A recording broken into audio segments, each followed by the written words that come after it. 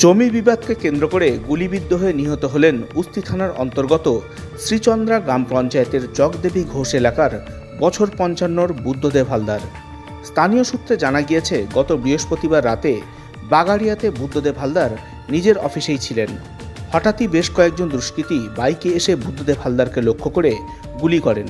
এরপরই আহত বুদ্ধদেব হালদারকে স্থানীয় একটি হাসপাতালে নিয়ে যাওয়া হয়, কিন্তু অবস্থার অবনতি হওয়ায় তাকে ডায়মন্ড হারবার মেডিকেল কলেজে নিয়ে আসা হয়, কিন্তু শেষ রক্ষা আর হয়নি। চিকিৎসকরা বুদ্ধদেব হালদারকে মৃত বলে ঘোষণা করেন। ঘটনা তদন্ত শুরু করে ইতিমধ্যেই ৩ জনকে আটক করে জিজ্ঞাসাবাদ শুরু করেছে পুলিশ। এ বিষয়ে ডায়মন্ড হারবার পুলিশ জেলার অতিরিক্ত পুলিশ সুপার মিথুন কুমার দে জানান,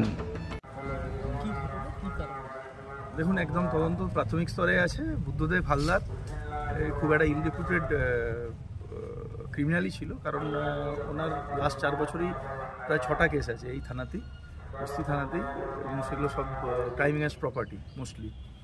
তো এর ক্লোজ অ্যাসোসিয়েটকেই আমরা প্রাইম সাসপেক্ট হিসেবে এখন পর্যন্ত পাচ্ছি, এটুকু বলতে পারি।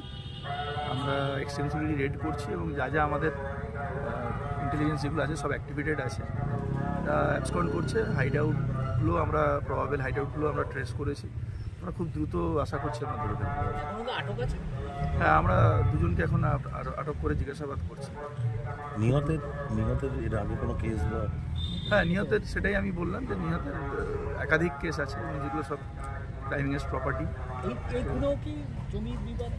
এখন পর্যন্ত আমরা যেটুকু পেয়েছি তাতে নিশ্চিতভাবেই ওই যেটা বললাম যে নিজেদের মধ্যেই যাকে আমরা প্রাইম সাসপেক্টও ভাবছি,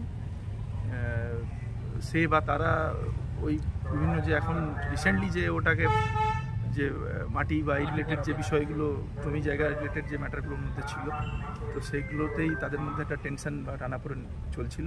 খুব সাম্প্রতিককালে সেটা এসকালেটেডও হয়। তো এই হচ্ছে বিষয়। রাজনৈতিক কোনো এখন পর্যন্ত কোনো অন্য কোনো আর কোনো ডাইমেনশন। হ্যাঁ, এলাকায় কোনো কোথাও কোনো সমস্যা। শুভেন্দু ঘোষের রিপোর্ট, সংকল্প নিউজ।